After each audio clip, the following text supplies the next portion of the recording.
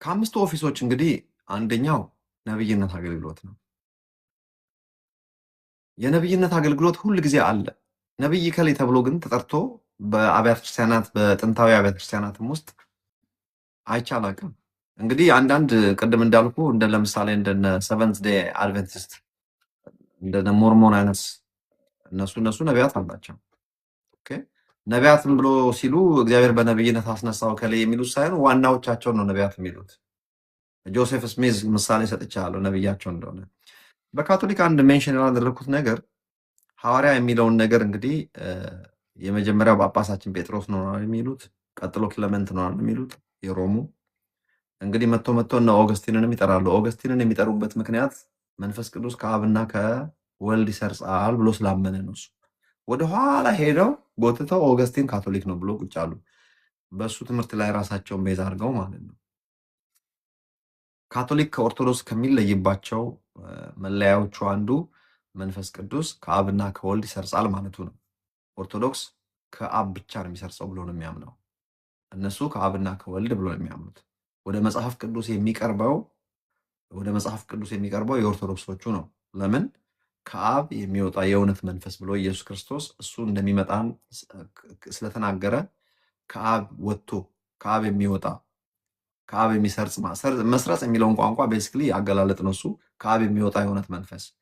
ስለዚህ የካቶሊኮቹ አስተሳሰብ ይሄ ነው። እነዛ ደግሞ ከወልድ ጭምር ነው ያሉት። የክርስቶስ መንፈስ የሚል ቃል ትዝ ይልሃል? የክርስቶስ መንፈስ የሚለው በመሰረቱ ስለ መንፈስ ቅዱስ ለማውራት ሳይሆን ክርስቶሳዊ አይዲያ ለማለት ነው ያ ቦታ። ስለዚህ ሞር የምገዛው የኦርቶዶክሶችን አስተሳሰብ ነው። ፕሮቴስታንቶችን በብዛት የሚያምኑት የኦርቶዶክሶችን ነው የሚያምኑት። ይሄ እንዳለ ሆነው እንግዲህ ነቢይ የሚለውን እንዳለ ያዘውና ሐዋርያ የሚለውን ካቶሊኮች ምንድን ነው የሚሉት? አሁን ያሉት ጳጳሳት ሐዋርያዊ አገልግሎት እንትን ብቻ ሳይሆን ፖፕ ብቻ ሳይሆን ሐዋርያትም ናቸው ብሎ ነው የሚያምኑት። የተላከ ምክንያቱም ወጥ ነው። ካቶሊክ ማለት ዩኒቨርሳል ማለት ነው። የዌስተርን ቸርች ናቸው። አስብ እንግዲህ ዌስተርን ቸርች የሚባለው ካቶሊክ ነው መጨረሻ ስሙ። የኢስተርን ቸርች መጨረሻ ስሙ ደግሞ ኦርቶዶክስ ነው። ኢስተርን ኦርቶዶክስ ማለት ነው። ስለዚህ እነዚህ ካቶሊኮች ዩኒቨርሳል ስለሆኑ ፖፕ ብሎ የሚያወጡትን እነዛ ቢሾፕ ነው የሚሉት፣ እነዚህ ፖፕ ነው የሚሉት። ፖፑ ይሄ ዓለም አቀፍ ጳጳሳቸው ምንድነው ማለት ነው? ሐዋርያም ነው ብሎ ነው የሚያምኑት። አሁን ለምሳሌ በየ4 ዓመቱ ነው በየስንት ዓመቱ ነው የሚመርጡት። አሁን ያሉት የካቶሊክ ፖፕ ሐዋርያቸው እሳቸው ናቸው። እንደዚህ ያምናሉ። ግን ሐዋርያ ተብሎ አይጠሩም። የእነሱ ፖፖች ማን ተብሎ የሚጠሩት? ፖፕ፣ ጳጳስ። የኦርቶዶክሶችም ደግሞ ሐዋርያ የሚለውን እንዴት እንደሚያምኑ ባላምንም ግን ባላውቅም ግን አንድም ጳጳስ ሐዋርያው እከሌ ተብሎ ሲጠራ ግን ሰምቼ አላውቅም። ምን ተብሎ ነው የሚጠሩት? የቢሾፕ የፓትርያርክ ቢሾፕ እና የኤጲስኮፓል መጠሪያ ያላቸው ማለት ነው። ለምሳሌ ቄስ እንደሚለው በሙሉ ከአርሊ ቸርች የመጣ ነው። ስለዚህ በእንደዚህ ሽማግሌ፣ በነገራችን ላይ ኤጲስኮፓል የሚለው ሽማግሌ ወደሚለው ይተረጎማል። ኦኬ ቢሾፕ የሚለው ደግሞ ከሊደር ጋር የተያያዘ ነው እና ፓትርያርክ የሚለው እንግዲህ ሊቀ ጳጳሱ ዋናው ፓትርያርክ ነው ማለት ነው። ለጠየቀኝ ጥያቄ ሐዋርያዊ አገልግሎት በምን እንለይ? አሁን እናሳጥር። ሐዋርያ አለ ብዬ ነው የማምነው። በምን እንለይ? በጣም ጥሩ ጥያቄ። አምስቱም ኦፊስ እኩል አለ ብዬ ነው የማምነው። አንድ እርግጠኛ ሆኜ የምነግራችሁ ግን አንድም ሰው በታሪክ ዛሬ አሁን በምናይበት አይነት መልኩ ከዋና ዋና አባቶች ወደኋላ ስንሄድ እኔ ሪፈር ባደረግኳቸው መጽሐፍቶች፣ ሪፈር ባደረግኳቸው ኦንላይን ሪሶርሶች፣ በአጠቃላይ ካገኘኋቸው ከቴዎሎጂ ስኩልም ከቸርች ሂስትሪም ካነበብኳቸው ሐዋርያው እከሌ ነቢይ እከሌ የሚል በአሁኑ በምንጠራበት አይነት መልኩ የተጠራ ሰው አንብቤም አይቼም አላውቅም። አምስቱ ኦፊሶች ግን ይሰራሉ፣ ስራ ላይ አሉ። አዎ አሉ፣ የቀረ የለም። የእነሱ እንግዲህ ተመልከቱ፣ የነ ባፕቲስቶችና የሌሎቹ አብያተ ክርስቲያናት አጠቃላይ መነሻ ሀሳባቸው ምንድን ነው? የሐዋርያትና የነቢያት መሰረት ላይ ተመስርታችኋል የሚለውን የሚያጠቃልል ስለሆነ ለአርሊ ቸርች ለመሰረት ፐርፐስ ተጠቅሞበታል። በነቢያትና በሐዋርያት መሰረት ላይ ቤተክርስቲያን ተመስርታ ለመመስረቻ ሀሳብ እግዚአብሔርን ተጠቅሞበታል። ከዚያ በኋላ የነቢያትና የይመጣል አገልግሎትና የመጥቷል አገልግሎት አብቅቷል። በምንድን ያበቃው? በቤተክርስቲያን ያከተመው። ከእንግዲህ ኢቫንጀሊዝም ሚኒስትሪ እና ቲቺንግ ሚኒስትሪ ነው ያለው። ፓስተራል ወይም ደግሞ የእረኝነት አገልግሎት ደግሞ ይህን ሰብሰብ አድርጎ ቤተክርስቲያንን መምራት ነው። ከዚህ ውጭ ዋትሳፕ ምንድን ነው? ከዚህ ውጭ የምን ግርግር ነው? የምን ማዕረግ ነው? ግን አልሸሹም፣ ዞር አሉ። እነሱም ማዕረግ በጣም ይወዳሉ። ቅዱስ እከሌ ተብሎ ይጠሩት ነበር በጥንት፣ በተለይ ሰማዕት የሆኑት ማለት ነው። ኦሬገን የተባለውን ሰው ለምሳሌ ቅዱስ የሚለውን ነገር እንዳያገኝ በወቅቱ ቅዱስ ኦሬገን ሆሊ ኦሬገን ያልተባለበት ምክንያት የእግዚአብሔር ምሕረት ሰርፓሲንግ ላቭ ኦፍ ጋድ ወይም ደግሞ አንሜሪትድ ላቭ ኦፍ ጋድ ወይም ደግሞ ኢንኮምፕሬሄንድብል ላቭ ኦፍ ጋድ እሱ ሰይጣን እንኳን በመጨረሻ ምሕረት ማግኘቱ አይቀርም ወደሚል መረጃ ስለደረሰ በዚህ ነገር ስለተወገዘ ቅዱስ የሚለውን ስም አልሰጡትም። ኦኬ። ከዛ ባሻገር ግን ደስ የሚለው ጥንታዊ ቸርቾች ሌላውን ጥሩ ነገሩን ግን አላጓደሉበትም። እንደ ስህተት ትምህርት አስተማሪም አልተቆጠረም። እንዳውም ሲሞትም ደግሞ ስለ ጌታ ነው ውድ ህይወቱን በስቃይ በጣም ተሰቃይቶ የሞተው በሮማን ኤምፓየር ገዢዎች በአሰቃቂ ሁኔታ ስለሚያምነው ስለ ክራይስት ውድ ህይወቱን ሪስክ ያደረገው በዛ መልኩ ነው ማለት ነው። አሁን ያሉት ታዲያ ኬት ነው የመጡት? ይሄ ሁሉ አሁን ኬት ነው የፈላው ካላችሁ ጸጋው ስላለ ነው። ሌላ ምንም ችግር የለውም። የነቢያት አገልግሎት አለ፣ የሐዋርያት አገልግሎት አሁንም አለ። ፓስተር ካለ ሐዋርያ አለ፣ አስተማሪ ካለ ነብይ አለ። ነገር ግን ነብይና ሐዋርያ ምን እንደሚያደርጉት አሁን ትርጉሙ የተላከ ማለት ነው። የአብ ሐዋርያ ኢየሱስ ነው። የኢየሱስ ሐዋርያት 12 ናቸው። 12ቱ ደግሞ የላኳቸው ሐዋርያት ደግሞ አርሊ ቸርች ፋዘርስ ናቸው። ምን ጥያቄ አለው? ከአርሊ ቸርች ፋዘርስ ደግሞ የተቀበሉት ሌት ቸርች ፋዘርስ ናቸው። ብሎ የዱላ ቀብብሎሹ እኛ ጋር ደርሷል በየዘመናቱ። ነገር ግን እሺ ሐዋርያ ምንድን ነው እንደሚታወቀው ሐዋርያዊ አገልግሎት ቸርች ውስጥ 5ቱ ኦፊስ ለምሳሌ አንድ ስለ ሎካል ቸርች እናውራ። አሁን ወርደን ሌትስ ሴይ አሁን አንተ ሐዋርያ ያለበት ሄብሮን ቸርች ነው አይደል? ሄብሮን ቸርች ውስጥ አሁን ለምሳሌ 5ቱ ኦፊስ ፈንክሽን ሊያደርግ ይችላል አይደል? ፓስተር ሮን አንተ ፓስተር ነው አውቃለሁ። አስተማሪነትም ደርቦ ሊይዝ ይችላል።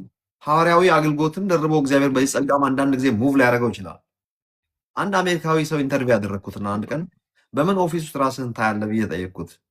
ታዋቂ አሜሪካዊ ቴሌቫንጀሊስት፣ በዚህ ላይ ደግሞ ሙቭ ከቦታ ቦታ ሙቭ የሚያደርግ ሰው ኢንተርቪው ያደረግኩና ኢቢኤስ ቴሌቪዥን ላይ ያቀረብኩት።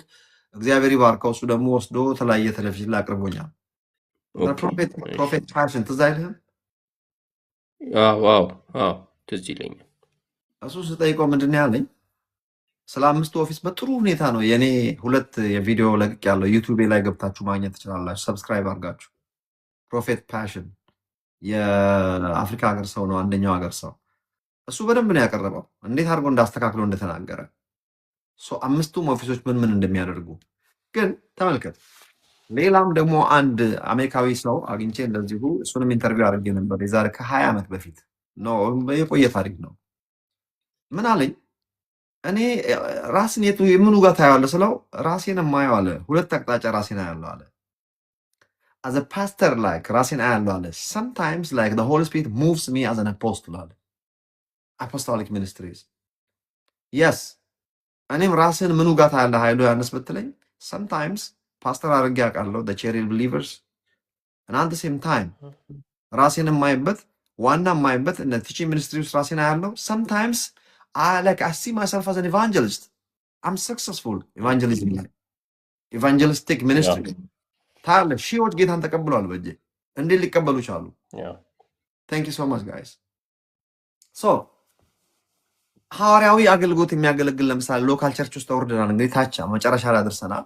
ሎካል ቸርች አሁን ሄብሮን ቸርች አንተ የምትሄድበት ቸርች ሐዋርያት ይኖራሉ፣ ነቢያት ይኖራሉ፣ አስተማሪዎች፣ መጋቢዎች እና መምህራን ይኖራሉ። ሐዋርያዊ አገልግሎት የሚያገለግል ሰው በሄብሮን ቤተክርስቲያን ውስጥ ቢኖር የፓስተር ሮን አለቃ ነው ማለት ነው። ሐዋርያ ስለተባለ ቤተክርስቲያን ሎካል ቸርች ውስጥ አለቃ እንዳይመስልህ። እሱ ራሱ አለቃ አለው። ማን ነው አለቃው? ፓስተር አለቃው ነው። እቺ ነች እንግዲህ የምትመራው። እኔ ከብዙ አገልጋዮች ጋር መጣላት የማልፈልገው ለዚህ ነው። ነብይ ለምሳሌ ለነቢያት አገልግሎት እግዚአብሔር የጠራው በሄብሮን ቸርች ውስጥ እግዚአብሔር በትክክል ፕሮፌቲክ ሚኒስትሪ ውስጥ የጠራው የሙሉ ጊዜ አገልግሎት የሚያገለግል ሰው ቢኖር ፕሮፌት ነውና ይሄ ሰውዬ ለፓስተራችሁ ለፓስተር ሮን አለቃው ነው ማለት ነው። አንዳንዴ ቁጭ ብለን የጌታ ተናግሮኛል አገልግል የሚል ነው ኖ ወይ ፓስተሩ ነው ነብዩን ቁጭ ብለን የሚለው አስራት ክፈል የሚለው የሚያስወጣው አስራትን በማስወጣት ትልቁ ትንሹን አስራትን እንደሚያስወጣ መጽሐፍ ቅዱስ ይናገራል። ስለዚህ ሐዋርያ ተመልከት እንግዲህ እስቲ እንግዲህ ሐዋርያትም ነቢያትም ቸርች ውስጥ ቢኖሩ ፓስተሩ አለቃቸው ነው። ይሄ ነገር ይመራል። እኛ የበጉ ሐዋርያት ስለሚለን ዮሐንስ ስለምናስታውስ ከዚህ የተነሳ የሚመስለን ምንድነው? ሐዋርያት የፓስተሮቹ አለቃ ነው የሚመስለው። የበጉ ሐዋርያት የምናወራ ከሆነ ራሱ ልንገራቸው አንድ ነገር በዚህ አጋጣሚ ታስታውስ እንደሆነ ሐዋርያው ዮሐንስ ከበጉ ሐዋርያት ብቻ አንዱ መሆኑ ብቻ አይደለም፣ እንደ አእማድ ተብሎ ሐዋርያው ጳውሎስ አእማድ ማለት እንግዲህ አምድ አእማድ ማለት የአምድ ፕሉራል ነው በግዕዝ ቋንቋ። አምድ ለሚለው ወደ ፕሉራል ተቀይ አእማድ ነው የሚሆነው።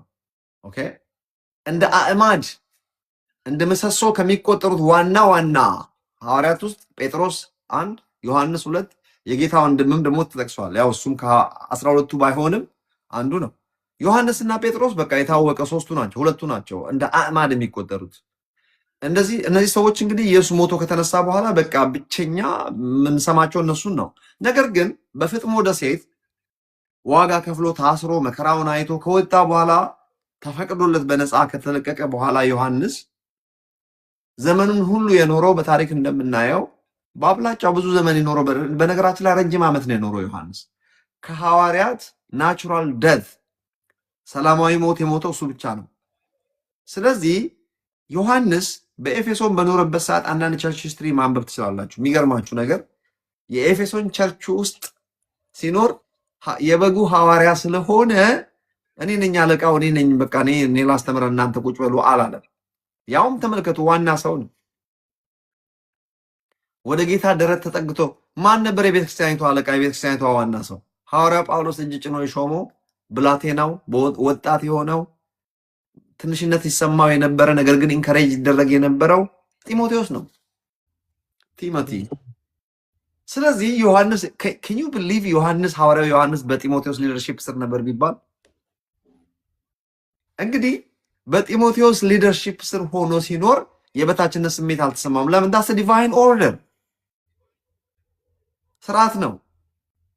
ስለዚህ ሐዋርያት ቸርች ውስጥ ቢኖሩ እግዚአብሔር ሐዋርያዊ አገልግሎት ለምሳሌ በሄብሮን ቤተክርስቲያን ውስጥ አንድ ሐዋርያት ቢነሳ ሐዋርያዊ አገልግሎት ስለሚያገለግል ተነስቶ ፓስተርን ማንጓጠጥ ወይም ደግሞ ፓስተሩን ቁጭ በል አንተ እኮ ፓስተር ነህ፣ እኔ ሐዋርያ ነኝ፣ እኔ ላገልግል፣ እኔ ነኝ አለቃ አይለው። አለቃው ፓስተሩ ነው። ፓስተሩ ቁጭ በል ሲል ይቀመጣል፣ ውጣ ሲል ይወጣል። አስራቱን የሚያስወጣው ፓስተሩ ነው። ነገር ግን under the leadership of the local church, the local pastor, that apostle, that specific apostle would be sent out somewhere, የሆነ ቦታ ሄዶ ሐዋርያዊ አገልግሎት አፖስቶሊክ አገልግሎ ይመጣል። ሪፖርት የሚያደርገው ለዚህ ለፓስተሩ ነው። እዛ ሄዶ ሐዋርያዊ አገልግሎት ወንጌል ሰብኮ ቸርች መስርቶ እንደ ፓስተር መመስረት ይችላል። እንደ ወንጌላዊ መስበክ ይችላል።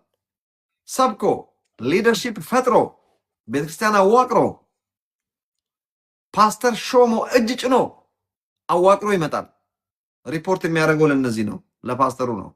ተመልሶ አስራቱን ደሞዝ የሚከፍሉት እነሱ ናቸው። ሐዋርያዊ አገልግሎት ይሄ ነው በቃ። ኢየሱስን ያየ ምናምን ሁላችንም አይተናል እኮ ኢየሱስን። ታዲያ ያላየ ማን አየ? ዳግም የተወለደ ሁሉ ኢየሱስን አይቶ የለም እንዴ? ስንቴ ነው የምናየው? አይደለም ስጋ ያለበሰውን ኢየሱስን አብን አይተነው የለም እንዴ? ኢየሱስን ያየ ምናምን እያሉ ብዙ ማውራት አይቻልም። ኢየሱስን በስጋ ያዩ ሰዎች እኮ የመንደሩ ሰዎች ሲወጣ ሲገባ 30 ዓመት ሙሉ ከህፃንነቱ ጀምሮ ያዩት የመንደሩ ሰዎች እኮ ይህ የምናውቀው አይደለም ወይ? ጸራቢው አይደለም ወይ ነው ያሉት። የማየት ጉዳይ ከሆነ ከነሱ በላይ ኢየሱስን ያየ የለም። እነሱ 30 ዓመት ሙሉ ድፍን 30 ዓመት የቀያቸው ሰው ነው። እግዚአብሔር አውቆ ሰውሮ ስላሳደገው ጸራቢ እንደማንኛውም የከተማይቱ ሰዎች የጉልበት ስራ ነው። በዛን ሰዓት ታሪክ የሚገርም ነገር አንዳንድ የተጠና ጥናት ስታይ በጣም ነው የሚገርም። ድንጋይ መጥረብ ነበር የሚሰሩት። ድሆች ናቸው። ቤት የሚሰራው በተጠረበ ድንጋይ ነው። ኑሯቸው ያን ድንጋይ በመጥረብ አርኪኦሎጂን የሚያረጋግጠው ያንን ነው። ለምን ካርፔንተር ተብሎ እንደተተረጎመ አላውቅም። ድንጋይ መጥረብ ነበር። የሚገርም ከባድ ስራ ነበረ። የድሆች ስራ ነው። የናዝሬት ከተማ ሰዎች በዛ እሱም ተመልከ የጸራቢ ልጅ ነው። በጸራቢነት ሙያ የሚተዳደር እሱ ራሱ ደግሞ የአባቱን ስራ ተከትሎ ጸራቢ የነበረ ነው። አባት ሲባል ወላጅ አባት ማለት አይደለም፣ አሳዳጊ አባት። እኔና አባት ስላለችው ማርያም። ኦኬ እግዚአብሔር አውቆ የሚያውቁት የመንደራቸው ሰው 30 ዓመት ሙሉ በዛ ጠባብ መንደር ውስጥ ተመልሶ ሲመጣ እንዴ ይህ እችን ጥበብ ኬን ያመጣው የምናውቀው ሰው አይደለም ወይ? ጸራቢው አይደለም ወይ? ጸራቢው ልጅ አይደለም ወይ? እናቱ ማርያም ትባል የለም ወይ?